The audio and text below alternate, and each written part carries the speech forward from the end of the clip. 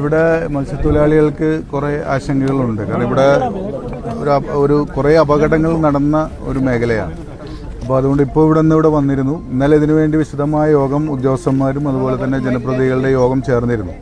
അപ്പോൾ നമ്മൾ ആ യോഗത്തിൽ തീരുമാനിച്ചത് ഇതിൻ്റെ ടെക്നിക്കൽ ടീം ജൂലൈയിൽ ഇവിടെ സന്ദർശിക്കുന്നുണ്ട്. വീണ്ടും അവർ സന്ദർശിച്ച ശേഷം ഇവിടുത്തെ ലോക്കലായിട്ടുള്ള മത്സ്യത്തൊഴിലാളികളുടെ കൂടി അഭിപ്രായങ്ങളൊക്കെ കേട്ടിട്ട് അവർ തരുന്ന ഒരു റിപ്പോർട്ട് ഞങ്ങൾ വീണ്ടും യോഗം ചേർന്ന് ചർച്ച ചെയ്തതിന് ശേഷം അതിൽ മുമ്പോട്ട് പോകാനാണ് ഇപ്പോൾ തീരുമാനിച്ചിരിക്കുന്നത്.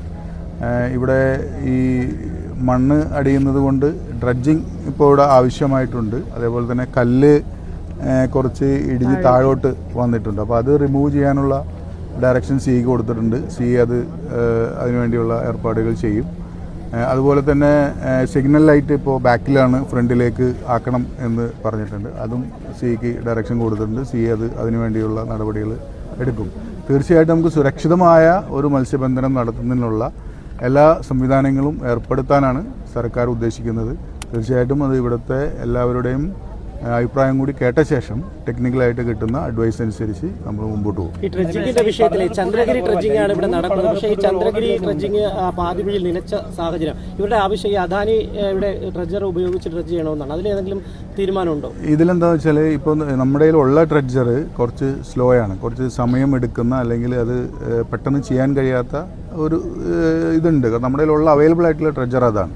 അദാനിയുടെ കയ്യിൽ കുറച്ചും കൂടി പവർഫുൾ ആയിട്ടുള്ള ട്രഡ്ജർ ഉണ്ട് എന്ന് ഇവർ തന്നെ മത്സ്യത്തൊഴിലാളികൾ തന്നെ ഇവിടെ പറഞ്ഞു. തീർച്ചയായിട്ടും അതിൻ്റെ ഒരു പോസിബിലിറ്റി എന്താണെന്നുള്ളത് ഞങ്ങൾ പഠിച്ചിട്ട് ചെയ്യും. കാരണം അതിന് കുറച്ച് ടെക്നിക്കൽ സൈഡും ഫൈനാൻഷ്യൽ സൈഡും ഒക്കെ ഉണ്ട്. അപ്പോൾ അതും കൂടി പരിശോധിച്ച ശേഷം തീർച്ചയായിട്ടും ഏർപ്പെടുത്താൻ കഴിയുമെങ്കിൽ തീർച്ചയായിട്ടും അത് ഏർപ്പെടുത്തും.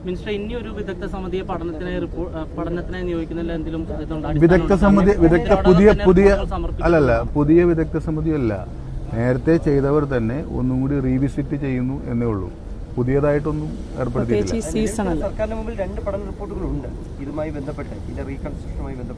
അല്ല, നമ്മൾ ഇപ്പോൾ CWPRSന്റെ റിപ്പോർട്ട് അനുസരിച്ചാണ് നമ്മൾ മുമ്പോട്ട് പോകുന്നത്. അവരാണ് ജൂലൈയിൽ വരുന്നത്.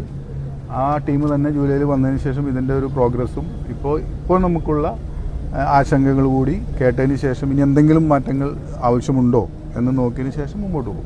മത്സ്യത്തൊഴിലാളികളുടെ ആശങ്കകൾ കേൾക്കുമെന്ന് പറയുമ്പോൾ പോലും ഇന്നലെ നടന്ന യോഗത്തിൽ മത്സ്യത്തൊഴിലാളി പ്രതിനിധികളെ വിളിച്ചില്ല എന്നുള്ള വിമർശനം. ഇന്നലെ മത്സ്യത്തൊഴിലാളി സംഘടനകൾ എല്ലാവരും എന്നെ വന്ന് കാണുകയും അവരെല്ലാം കേൾക്കുകയും ഒക്കെ ചെയ്തിട്ടുണ്ട്. ഇന്നലെ ഒരു ഓഫീസേഴ്സിൻ്റെയും ജനപ്രതിനിധികളുടെയും ഒരു യോഗമാണ് ഇന്നലെ വിളിച്ചത്. മത്സ്യത്തൊഴിലാളികളെ കേൾക്കാൻ ഇവിടെ വന്ന് കേൾക്കാനാണ് ജൂലൈയിൽ. അവർ ടെക്നിക്കൽ ടീം വരുമ്പോൾ അവർ കേൾക്കും. അതിനുശേഷം ഞങ്ങൾ വിളിക്കുന്ന യോഗത്തിലും അവരെ കേൾക്കും. എന്തായാലും